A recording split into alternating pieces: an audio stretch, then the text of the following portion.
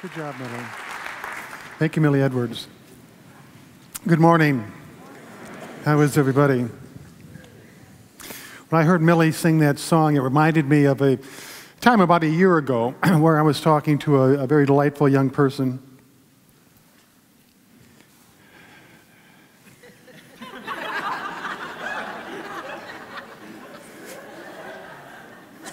And these new chaplains, they just don't know how to pick up after themselves.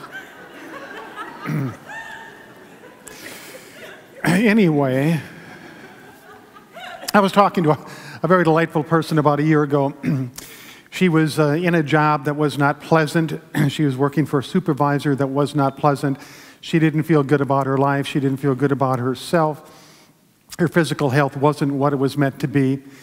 Yet, at the same time, her livelihood, or the family's livelihood, depended to a certain degree on her income. So what to do? Continue moving forward and being miserable, or make some sort of a change? And she began to think about her options, and she made some changes that were very, very risky. They took a lot of courage, but she did leave her job. She did embark upon a health routine to lose some weight and to get in better shape. She began to spend more time with her parents, who were elderly and living at home alone. She began to volunteer here, and she took on part-time jobs. Tremendous transition from where she was a year ago to where she is today. And she's much, much happier, even though at the beginning there was a great deal of fear and trepidation about moving into this new area. Well, today marks the one-year celebration of the big changes she made in life. And I'd like Diane Rohr to come forward for just a minute. She's the person that I'm talking about. And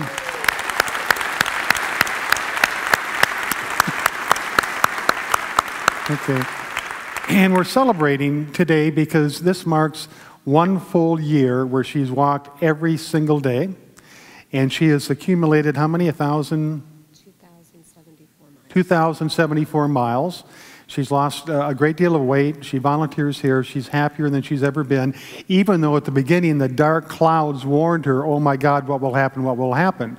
So 1 year, we celebrate the great dedication and achievements that you have made. Thank you.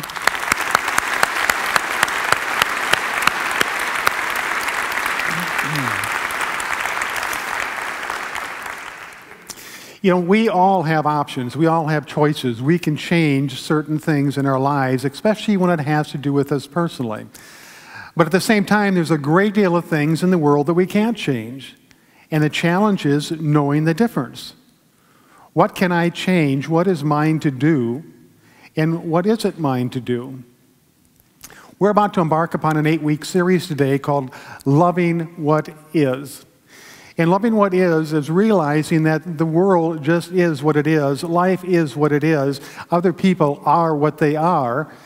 And we don't have any control over them. Life is what it is. So we're being called forward to first of all acknowledge that life is what it is, accept it as it is. For all those things that are outside of our control. After acceptance, move to being okay with, and eventually moving to just loving life as it is, because that's the only ball game in town. We have life as it is, and we don't have anything else. When it comes to ourselves personally, we can make all sorts of changes. We can change our personality, we can change our physical condition, we can change our locations as to where we live or where we go. But when it comes to a great deal of it outside of us, we do not have that control. So over the 8-week series, we are going to move to really seeing what is ours to do and what isn't ours to do. We're going to move to those points where we no longer look out and see things that we don't like, that are beyond our control, but be okay with everything, because if it is, it is. There's no arguing with it. Now I used to take the mindset that something would happen, I said, I don't like it. And somebody would say, well, it is what it is. Yeah, it is what it is, but I still don't have to like it. Does that make any sense at all? If it is what it is, but I'm choosing not to like it, what good does that do me? It upsets me, it frustrates me, it creates stress in my life, it causes physical conditions that aren't healthy. So we're moving to that point where we are just going to say, this is life, life is what it is, and I'm going to find a way where I can move into it and be in total harmony with it.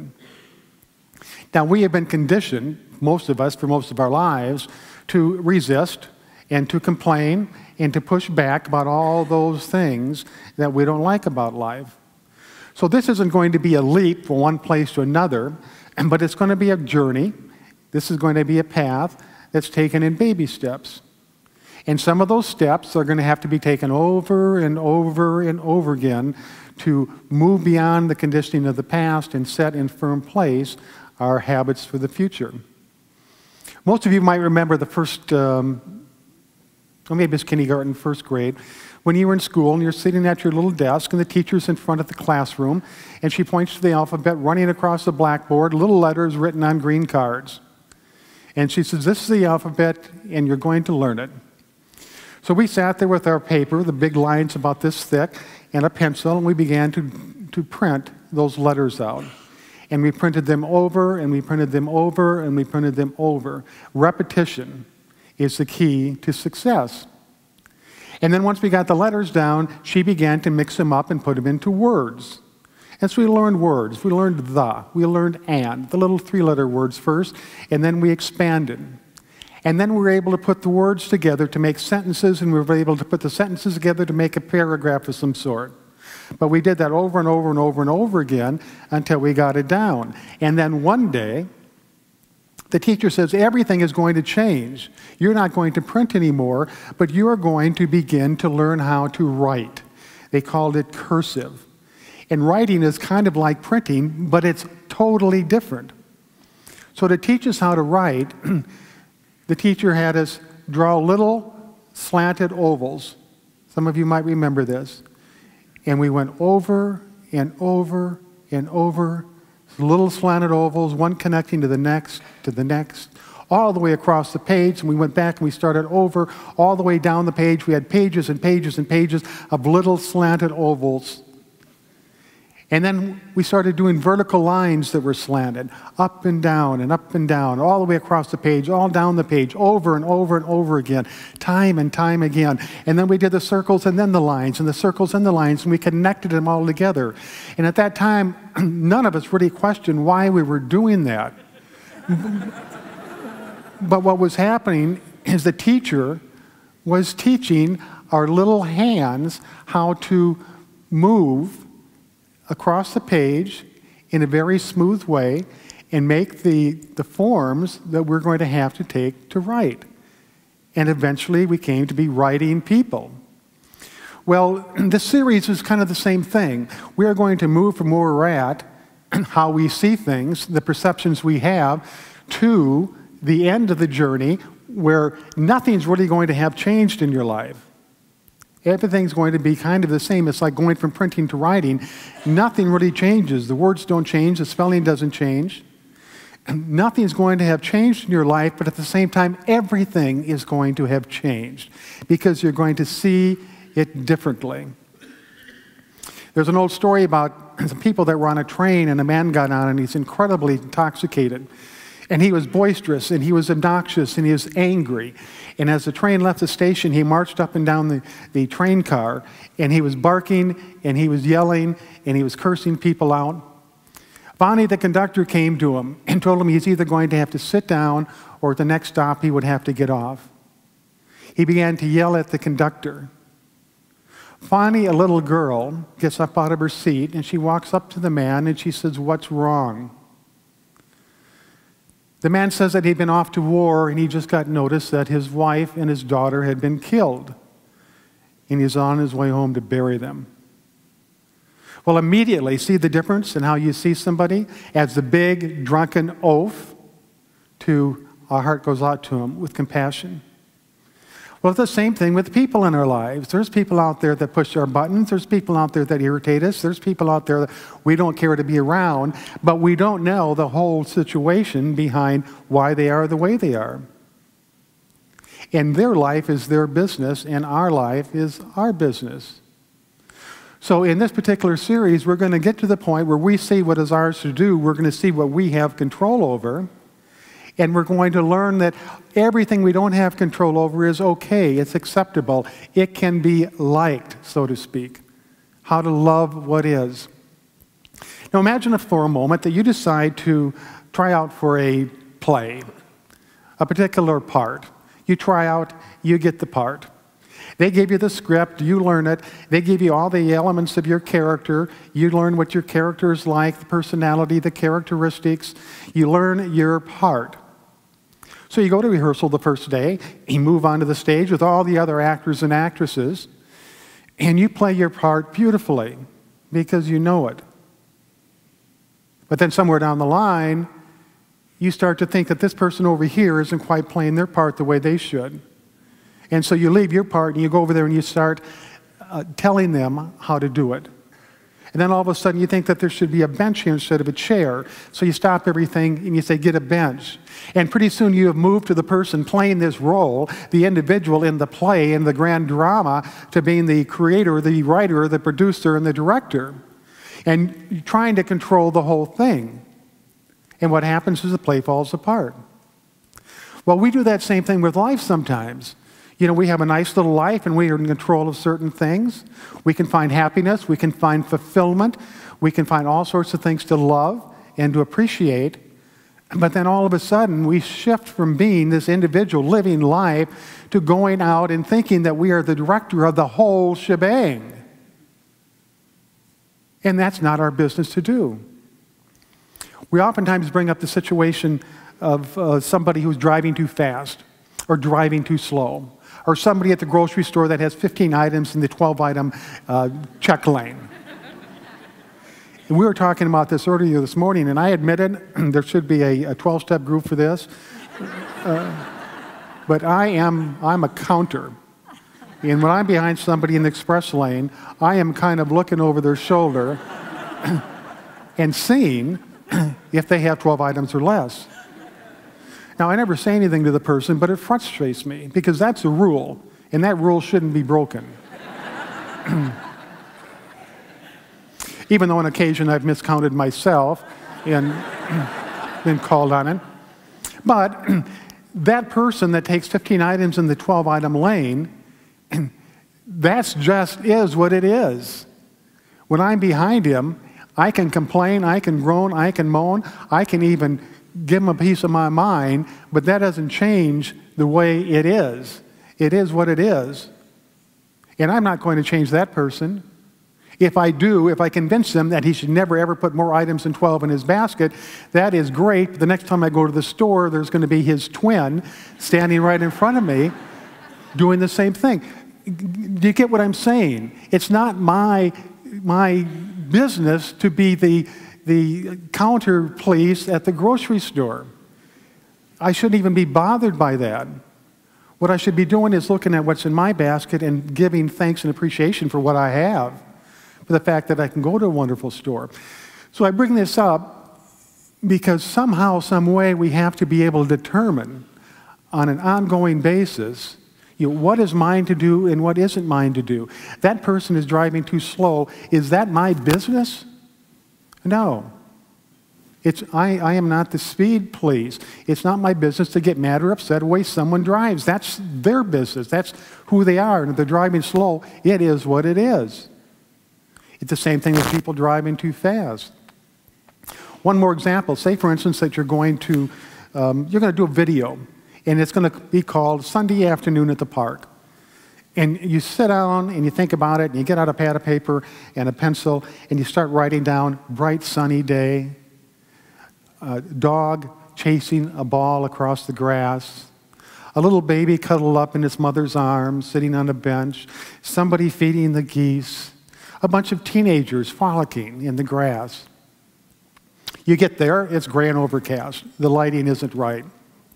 The dog doesn't have a ball, and it's perfectly happy that it doesn't because it doesn't want to do anything but just lay under the tree. The baby cuddled up in the mother's arms is crying and crying and crying, and the kids are over there playing on their video games, and when you go over there and say, come on, just let me get a shot of you frolicking, and they don't even acknowledge you. They continue to play. And the guy feeding the geese is getting a ticket from the police because it's illegal to do that in some places. Everything is ruined So you spend your day trying to get the baby to calm down, so it'd be nice. You get a ball and you try to get the dog motivated. You try to get the kids up. You try to whisk the clouds away so that the sun will shine through, because that's what you want.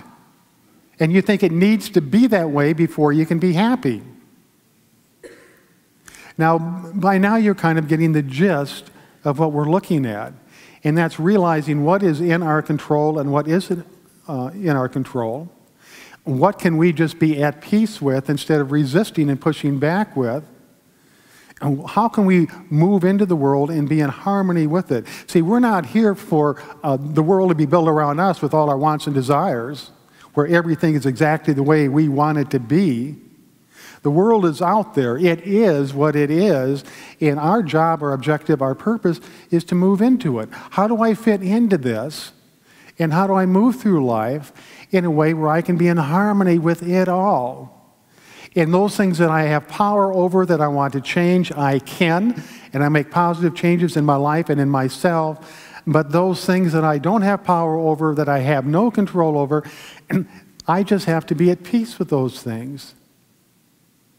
So over the next 8 weeks, we're going to move down this path, and we're going to discover, just like we learn how to write over and over and over again, we're going to develop this inner radar where we begin to spot something we don't like. We realize it's not under our control. We just bless it because it is the way it is. And then we move back into our own life and appreciate everything that we have. We're going to now move into meditation, and I invite you to make yourself comfortable. And as you do so, just think about yourself, think about the life that you have.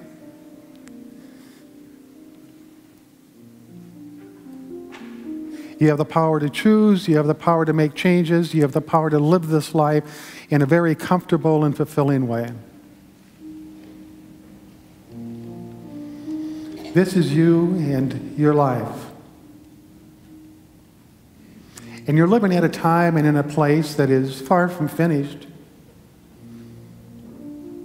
Life began, life moves on, life will continue long after we're gone. And the way it is right now isn't probably ideal, but it is the way it is. It is at a stage of its evolution. Sure, there'd be a lot of things that we could change if we had our wishes. There'd be a lot of people that we'd like to see be transformed into somebody a little bit more compatible with our wishes. All sorts of different things that we'd like to change, but the bottom line is it all comes back to us. Each of you as an individual. And you can say, I am in this life, and life is what it is. I have life, and I will make it what I want it to be. I am in life, life is what it is.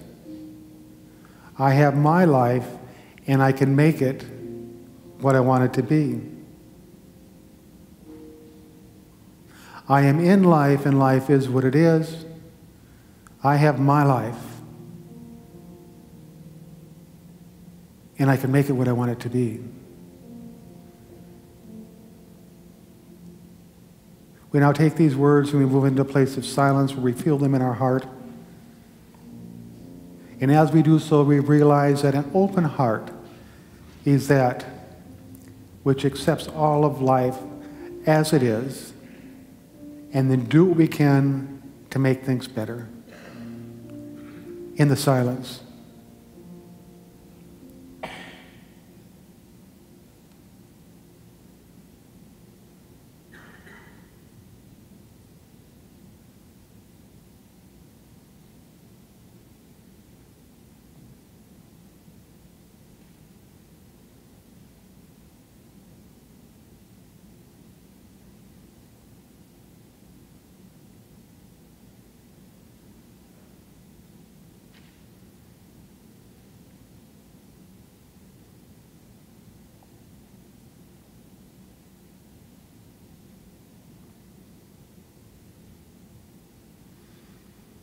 Now, as I say these words, say them to yourself, make them your own.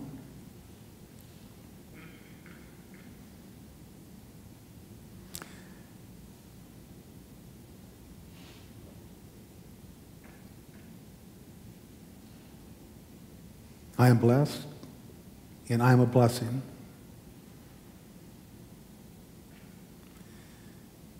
I go forth to be a beneficial presence to this world. I live the life that is mine to live. And I revel in the glory of it all.